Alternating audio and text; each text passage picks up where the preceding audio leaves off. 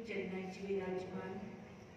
गुरु रूप प्यारी साध संगत जीओ, वाहिगुरु जी का खालसा वाहिगुरु जी की फतेह। सुख मनी सुख अमृत प्रभ नाम, भक्त जना के मन विसराम। सुखा दी मणि सुखमनी साहिब जो अमृतमय बाणी की गल करती है, उस एक निरंकार की आराधना की गल करती है ते भगतां दे हिरदे विच सहज सुभाए वस जाती है, जिस सदके ये जीवन सफल हो जाता है, दूजियां ने प्रेरणा स्रोत बन जाता है। एक तुर्की बाणी है, सारी चिंताओं तो मुक्त करने वाली है, सुखां दी सागर है, अमृत का भंडार है, आनंद का सोना है। जिस ते वाहिगुरु दुखता है उसनों ये अमृतमय बाणी बख्श देता है ते ये हिरदे घर विच वस गई ते हिरदा घर आनंद भरपूर हो ही जाता है। धन धन श्री गुरु ग्रंथ साहिब जी दे विचों सुखमनी साहिब जी की जो पावन बाणी है, पंचम पातशाह के मुखारबिंद तो ही उच्चारण की हुई है। पंचम पातशाह जी ने ही एक कलयुगी जीवां दे लई जहाज बनाया है, अमृत जो इस सरोवर ही है। इस दे विच जिन्नी गहराई नाल डुबकी लाओगे, जिन्नी गहराई तल गहरे तल ते उतरोगे, उतने ही माणक मोती हीरे जवाहरात जो इस दे विच समाए पए ने वो पा सकोगे। एक गुरु की सिक्ख्या ते अमल कर लिया, उसनों प्यार नाल श्रवण कर लिया, उसके मुताबिक जीवन बना लिया, तो जीवन सफल है, धन का योग है। सुखमनी साहिब जी की पावन बाणी विचों अज 8वीं अष्टपदी की आप विचार व्याख्या करना की माड़ा जिहा जतन करना है। इस आस ते विश्वास के नाल कि सतगुरु आप प्रेमत करके तरस खा के ये पावन बाणी साडे हिरदे घरां विच वसा के इसके मुताबिक साडा जीवन बना देण। अष्टपदी 8वीं अष्टपदी दे विच जो ब्रह्म ज्ञानी दे महान बेमिसाल लखन हन लक्षण हन उन्होंने बयान किया गया है। 7वीं अष्टपदी में सात की महिमा है, 8वीं अष्टपदी में जो है ब्रह्म ज्ञानी की महिमा है। तो इस उच्ची अवस्था तक पहुँच के जीवन किस तरह का हो जाता है उसनों बखूबी गुरु पातशाह ने बयान किया है। अष्टपदी ब्रह्म ज्ञानी सदा निर्लेप, जैसे जल में कमल अलेप, ब्रह्म ज्ञानी सदा निर्दोख, जैसे सूर सरप को सोख, ब्रह्म ज्ञानी के दृष्ट समान, जैसे राज रंग को लागे कुल पमान, ब्रह्म ज्ञानी के तीरथ एक, ज्यों बसता को खोदे को चंदन लेप, ब्रह्म ज्ञानी का इहो गुनाह, नानक ज्यों पावक का सहज सुभाव, नानक ज्यों पावक का सहज सुभाव। अनेका कुदरत के रंगां दे उदाहरण दे के समझाया है। जिवें प्रकृति का नियम है, ब्रह्म ज्ञानी का भी उहियो नियम है, उहियो मर्यादा है। जिवें वो सारिया चीज़ां बिना किसी वितकरे दे सब दे लई समान रूप दे विच जो उन्हां दा गुण है वो वंडदियां ने, ब्रह्म ज्ञानी दे अंदर भी जिन्ने गुण ने वो बिल्कुल समदृष्टि दे नाल वंडदा है, परोपकार की भावना नाल वो जीवन विचरण करता है। ब्रह्म ज्ञानी सदा निर्लेप, गुरु पातशाह आखदे ने कि ब्रह्म ज्ञानी सदा निर्लेप अवस्था विच है, उस विच कोई तिल मात्र भी ये नहीं है कि इस तरह मेरा इस तरह का व्यवहार हो, इस तरह मेरा इस तरह का व्यवहार हो। सब तो निर्लेप अगे फिर तुक विच समझाना कीता है। जैसे जल में कमल अलेप, जिवें पानी के अंदर गुजड़ कीचड़ के अंदर कमल जिहड़ा है वो निर्लेप भावना रहता है, वो उसके थपेड़ियां तो उसका जो कीचड़ है उस तो उसके बावजूद भी उस विच रहंदा होया भी अपनी सुगंधी बिखेरता है, अपना सोनप जो है वो बिखेरता है, उससे किसी तरह का उसका प्रभाव नहीं पैदा। इसी तरह ब्रह्म ज्ञानी का जो जीवन है उस विच भी किसी होर का उससे कोई प्रभाव नहीं पैदा। ब्रह्म ज्ञानी सदा निर्दोख, दोखां तो दोषां तो बिल्कुल पूर्णतया मुक्त ब्रह्म ज्ञानी की अवस्था है। जैसे सूर सरप को सोख, जिवें सूरज सारी दुनिया में जिन्ना भी पानी है उसनों सोखण की उस विच क्षमता है, ते क्षमता किसने दी है? उस रब ने दी है। ते एक गुण जिहड़ा है वो सारे वास्ते बराबर है। गुरु पातशाह समझाते ने जैसे सूर सरप को सोख, जिवें सारी चीज़ों को सोख लैंदा है, सारे पानी को सोखण दी समर्था उस विच है, ते फिर वो सोख के करदा की है, फिर वाष्प के रूप दे विच फिर की हुंदा है, बदलां दे रूप विच परिवर्तित होता है, फिर अमृतमय वर्षा होती है। ब्रह्म ज्ञानी भी दूजियां दे जो दोष ने, जो कुछ भी है, उन्होंने भी विकारां नूं सोख लैंदा है, ते फिर की है, ज्ञान की खुशबू बिखेरता है, अमृतमय वर्षा करता है, बाणी विच रच विच के रब दा रूप हो के फिर ये बाण बाणी नाल होरां नूं जोड़दा है, अमृतमय वचनां नाल सारिआं नूं निहाल करता है। ब्रह्म ज्ञानी के दृष्टि समान, उसकी दृष्टि समान है, सब दे लिए इक्को जिहा व्यवहार है।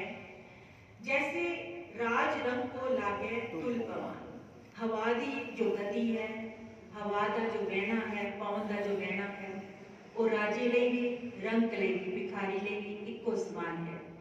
ये नहीं कि राजे को कोई अपनी शीतलता गर्मी में चल रही है, लू चल रही है, तो सब दे लिए बराबर चल रही है। ये गल वखरी है कि अमीरां कोल बहुते साधन होंदे ने, पर वो जिहड़ी कुदरत की चीज़ है उसने तो कोई फर्क नहीं किया ना भी मैं इसनूं शीतल ठंडी हवा देवां ते गरीब नूं लू देवां, ऐसा तो नहीं है ना। उसका इक्को जिहा सुभाव है, इक्को जिहा व्यवहार है, सब दे नाल इक्को जिहा वरतारा है, और रब जी का भी सब दे नाल इक्को जिहा वरतारा है। साडे कर्म आड़े आ जाते ने, वो गल वखरी है। गुरु पातशाह समझाते हैं जैसे राज रंग को लाके तुल पवन, तुल नहीं बराबर, हवा जी बराबर इक्को जी उन्होंने लगती है। ब्रह्म ज्ञानी के तीरज एक, तीरज एक, तीरज वाली, तीरज वाली यानी हर चीज को सहन कर लेना, तो ये बहुत बड़ा गुण है। सहना कहते बड़े कहते ने, सियाने बुजुर्ग कहते ने, रहनी बहनी ते सहनी, ये सब दे विच गुण होना चाहिए है। पर ये ब्रह्म ज्ञानी के अंदर ये सारे गुण मौजूद हैं। किस तरह का धीरज है उसके अंदर, ज्यों वसुदा को खोदे को चंदन लेप, जिवें धरती को कोई खोददा है, कोई उसते चंदन का लेप करता है, पर धरती उठ थोड़ी करती है, या फिर जिस जो चंदन का लेप कर रहा है उसने कोई वाहवाह नहीं करती, ते जो उन्हें खोद रहा है, पुट रहा है, उसके लिए कोई गिला शिकवा नहीं करती। ब्रह्म ज्ञानी की अवस्था इतनी उच्ची है, उसमें कोई कोड़े वचन बोल दे तो उसने पलट के कोड़े वचन नहीं बोलने, ते कोई उसकी तारीफ उस्तत कर देवे तो उसने रब जी की उस्तत समझ के कि उसका ही गुणगान करना है, उसके लिए कोई उसने खुश नहीं हो जाना। जिवें अजकल के लोग जो उन्होंने खुशामद कर दो तो बड़े खुश, तो जो उन्होंने जरा जी उन्होंने सच के नाल उन्होंने रूबरू करवा दो, उन्होंने अगे सच कह दो कि तुसीं इदां दे हो, तो वो बबल हो जाएंगे, तो उन्होंने बस चले तो खत्म ही कर देंगे। ब्रह्म ज्ञानी की इस तरह की प्रवृत्ति है, इस तरह का गुण है। ब्रह्म ज्ञानी का यो गुणाओ किस तरह का गुण है, नानक जो पावक का सह स्वभाव, जिवें पावक अग्नि का इक्को जिहा सेक देगी ना, इक्को जिहा ताप देगी, हुण वो तुहाडी मर्जी है उस दे नाल चुल्हा बालना है कि अग ना उस अग नाल किसे दा साड़ना है, वो गल वखरी है। पर उसकी तपिश सब वास्ते बराबर है, अमीर गरीब सब वास्ते बराबर है। कितना उच्चा सुच्चा जीवन है उस रब जी ने उस विच रंगी हुई इन्हां रूहां दा, जो ब्रह्म ज्ञान जिन्होंने असल तत्ववेता जिन्होंने किया जाता है, ये ब्रह्म ज्ञानी की अवस्था है। साथ ही डॉक्टर जसवंत सिंह नेगी जिन्होंने अरदास से बहुत प्यारी किताब पुस्तक लिखी है, उन्होंने जीवन की घटनाओं में एक छोटी जी घटना अज आप जी नाल सांझी करा। कहते मनोचिकित्सक सन पर लिखारी भी, विद्वान भी बहुत कमाल ने। कहते मैं एक रंगी हुई रूह नूं वेखिया, कहते अक्सर मैं उन्होंने घर जाता सी ते अमृतसर की घटना है। कहते वो बीबी बहुत ही सधारण जिहा जीवन, गरीबी का आलम है, सधारण जिहा जीवन है, पर इतनी रंग रतड़ी रूह है, इतनी रंग रतड़ी रूह है, कदे उसके मुंह तो गिला शिकवा ते सुनिया ही नहीं। कहते एक दिन अचानक मैं उन्होंने घर गया तो वो बीबी जो है बड़े आनंद विच ना अरदास कर रही सी, ते मैं बिना खड़ाक किते, कहते डॉक्टर जसवंत सिंह नेगी लिखते हैं, कहते मैं बिना आवाज खड़ाक किते बड़े इत्मीनान दे नाल उन्हां दे कोल जाके बैठ गया। वो भैन जो अरदास कर रही सी, बेनती कर रही सी, कहते अमृत वेले उन्होंने उठना, सारा दिन सेवा कर, परिवार की सेवा में लगे रहना, फिर शामा के समय जो है अमृतसर हरमंदिर साहिब जाके उन्होंने भांडिया की सेवा करनी, भांडे मांजण की सेवा करनी, ये उन्होंने नित कर्म से।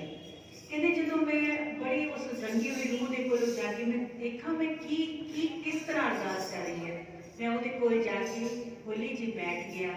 उन्होंने नहीं पता वो अपने रंग में ना की कह रही है। कहते वाहिगुरु जी वो तुहाडा शुक्र है, कहते तुसीं फर्श दिते कुंजन नूं। वो बीबी कह रही है अरदास विच, कहते मैं इहो जी अरदास कदे नहीं सुनी। सारियां बीबियां अपने अपने ढंग नाल अपने फर्ज अदा करदियां ने, पर इस तरह शुकराने विच अरदास कदे मैं नहीं सुनी। कहते फर्श दिते वाहिगुरू तू मुंजण लई, दरवाजे दिते कुंजण लई, कहा दिता कुटण लई, ते कबाड़ दिता सुटण लई, कपड़े दिते ने धोण लई, ते बच्चे दिते ने मन मोहन दे लई। तेरा शुक्र है दाता, तेरा शुक्र है दाता, ये सेवावां ला के मेरा जो जीवन है तू सफल कर देता। हुण साध संगत जीओ, कर्म ते हरेक ने करना है, चाहे कोई रो के करे चाहे कोई हंस के करे, ते उस कर्म विच नूं कर्म नूं ही धर्म बना लेना, ते उस वाहिगुरू दा शुकराना करना भी वाहिगुरू शुक्र है कुल्ली दित्ती है ताई ते फर्श है, उसनों मैं साफ कर रही हूँ, दरवाजे गूंज रही हूँ, घाह कट रही हूँ, ते इस दे नाल नाल जो है मैं कबाड़ जोड़ा कूड़ा कबाड़ है वो बाहर सुट रही हूँ, ते नाल नाल कपड़े धो रही हूँ, नाल नाल ये बच्चे जो दिते ने वो मेरा मन मोह रहे हैं, नाले मैनू इस सेवा दे काम विच लाया होया है। घर दी भी सेवा, घर दा काम भी सेवा समझ के, गुरु दे दर ते भी सेवा समझ के, ते हर पल उसका शुकराना करके ये ब्रह्म ज्ञानी की अवस्था है। ते साड़ियां दी शिकायतां ही खत्म नहीं होंदी। जितना शुकराना उतना अंदर आनंद, ते जितनी शिकायत उतना दुख, उतना क्लेश। इसलिए आप भी फैसला कर लीजिए सानू की चाहिए है। जे सानू शुकराना करना आ गया तो सुख अपने आप आ जाएगा, तो जे शिकायत करनी आ गई तो फिर दुख अपने आप ही आ जाएगा, फिर बंदा सुखी रह नहीं सकता। वाहिगुरू सारियां ते रहमतां करे, सानू भी इस तरह की शुकराने की अरदास करनी आ जाए, जिस सदके ये लोग सुखीए पर लोग सुहेले नानक रूप आपे वेले दी अवस्था बन सके। भुल्लां चुकां दी खिमा बख्शियो जी। वाहिगुरू जी का खालसा, वाहिगुरू जी की फतेह। कपड़ा कौन पे दो, एकदम